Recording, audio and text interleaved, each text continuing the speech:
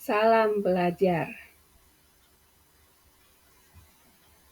Pada kesempatan kali ini, kita akan belajar tentang zat-zat makanan yang dibutuhkan oleh manusia.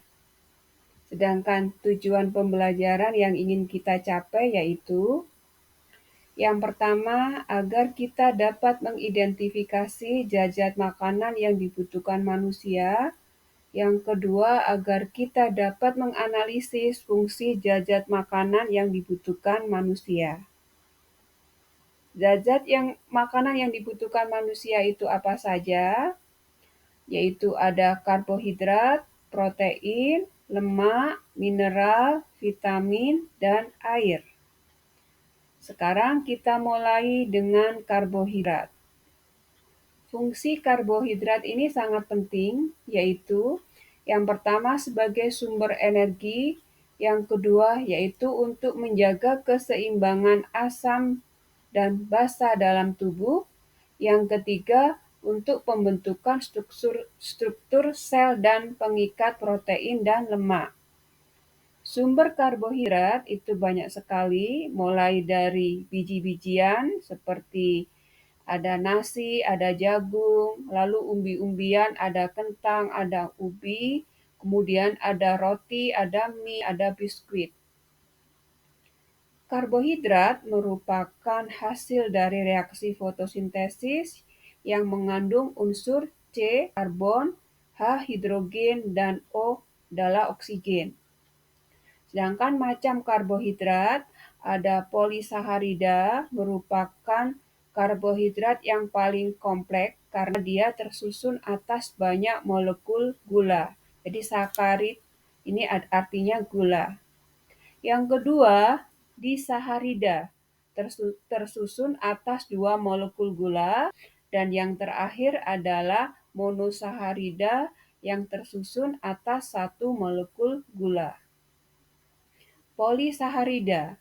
Polisaharida merupakan karbohidrat yang sukar larut dalam air dan rasanya tidak manis.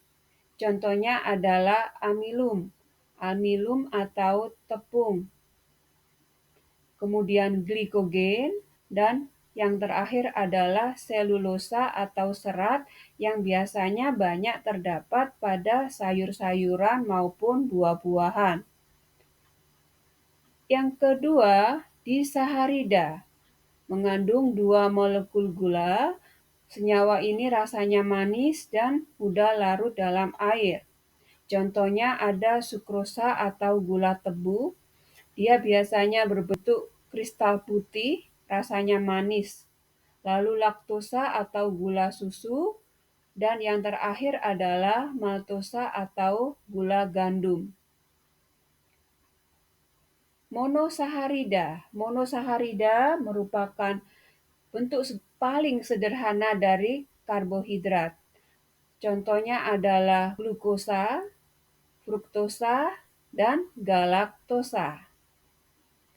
Dalam proses pencernaan, karbohidrat mengalami pencernaan sebagai berikut. Misalkan kita makan nasi, mie, atau roti. Berarti nasi, mie, atau roti itu mengandung polisaharida.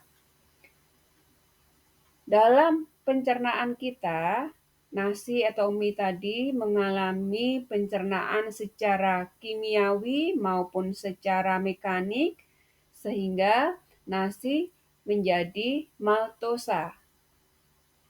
Maltosa ini belum bisa diserap oleh darah, dia lanjut ke monosaharida. Monosaharida, maltosa kemudian diubah menjadi karbohidrat yang lebih sederhana, yaitu glukosa. Glukosa inilah yang bisa diserap oleh darah. Kelebihan karbohidrat ini akan disimpan dalam tubuh, disimpan dalam tubuh dalam bentuk glikogen atau gula otot, yang menyebabkan kalau kita terlalu banyak mengkonsumsi karbohidrat, kita menjadi gendut. Lalu yang kedua adalah protein. Protein ini fungsinya yaitu membentuk sel-sel baru. Ini sangat dibutuhkan untuk kalian yang berada pada masa pertumbuhan maupun untuk mengganti sel-sel yang rusak, orang yang baru sembuh dari sakit. Yang kedua adalah menghasilkan energi. Yang ketiga sebagai bahan pembentuk enzim dan hormon. Yang keempat menjaga keseimbangan asam dan basa dalam tubuh. Sedangkan sumber protein hewani itu dari hewan, lalu protein nabati berasal dari tumbuh-tumbuhan. Jadi sumber protein ini seperti ini. Kalau nabati ada kedelai, ada kacang, lalu hewani ada ayam, ada daging, ada ikan, ada keju. Proses pencernaan protein. Jadi protein, misalkan kita makan tempe, telur, atau ikan, masuk ke organ pencernaan makanan kita, tempe, telur, ikan itu akan dicerna menjadi pepton. Pepton akan dicerna lagi menjadi asam amino. Asam amino merupakan bentuk protein yang paling sederhana. Inilah yang akan diserap oleh darah. Bagaimana sekarang kalau makanan kita itu terlalu banyak mengandung protein? Kelebihan protein dalam tubuh akan dibuang bersama urin. Berikutnya adalah lemak. Jadi lemak ini fungsinya sebagai sumber energi, yang kedua sebagai pelarut vitamin A, D, E, K, melindungi tubuh dari kedinginan, dan merupakan cadangan makanan yang disimpan di bawah kulit. Sumber lemak itu ada lemak hewani dan lemak nabati. Seperti pada gambar ada coklat, ada kemiri, kemudian apukat, minyak maupun ikan. Proses pencernaan lemak, jadi lemak ini akan dicerna menjadi asam lemak dan gliserol. Kelebihan lemak dalam tubuh akan disimpan dalam sel adiposa yang disimpan di sela-sela organ dalam tubuh kita. Makanya kalau kelebihan lemak itu sangat berbahaya dan disimpan di bawah permukaan kulit. Vitamin. Vitamin ini diperlukan tubuh dalam jumlah sedikit, tapi jika kekurangan bisa mengakibatkan kita sakit. Fungsi dari vitamin adalah sebagai pelindung dan pengatur kerja organ dalam tubuh.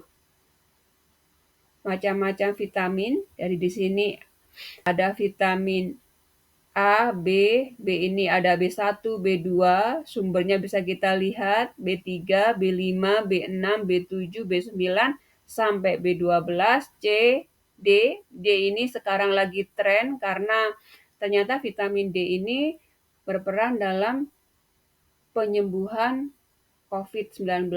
Lalu ada E, kemudian ada K, vitamin K. Bahan-bahannya banyak sekali. Ini kalau kita lihat di gambar ini bahan-bahannya terutama adalah sayur-sayuran dan buah-buahan. Vitamin dibedakan menjadi dua, ada vitamin yang larut dalam air, B, vitamin B1, B6, B2, B12, dan C, yang larut dalam lemak, A, D, E, dan K. Yang berikutnya adalah mineral. Sama dengan vitamin, mineral juga dibutuhkan tubuh dalam jumlah sedikit. Tapi kalau kekurangan bisa mengakibatkan penyakit. Sedangkan fungsinya yaitu menjaga keseimbangan asam dan basa. Lalu yang kedua adalah memelihara keseimbangan cairan atau ion-ion tubuh kita. Macam-macam mineral. Jadi macam mineral yang kita butuhkan ini banyak sekali. Ada Zn atau zinc. Lalu ada kalsium, kalium, tembaga, besi, iod, kalium, magnesium, mangan, natrium, fosfat. Ini kandungan sumber-sumbernya yang harus kita makan kalau kita sehat, ingin sehat ya. Lalu air. Air ini fungsinya sebagai pelarut zat makanan dan untuk membantu terjadinya reaksi kimia dalam tubuh. Manusia itu membutuhkan sekitar 2 liter air atau 8 gelas air. Jadi cukup sekian. Saya ucapkan terima kasih. Jika video ini bermanfaat, jangan lupa like dan subscribe.